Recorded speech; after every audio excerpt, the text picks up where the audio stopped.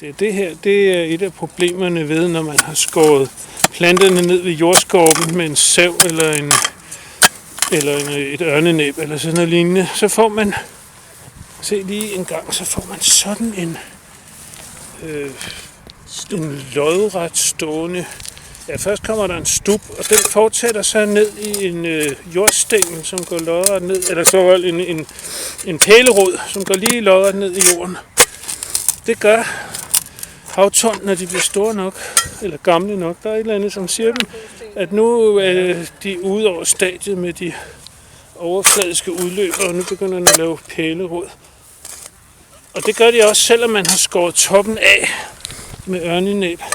Og så er det, at det bliver et kæmpe stort hårdt arbejde at grave den fri af jord og sten og så videre. Men vi skal nok få den.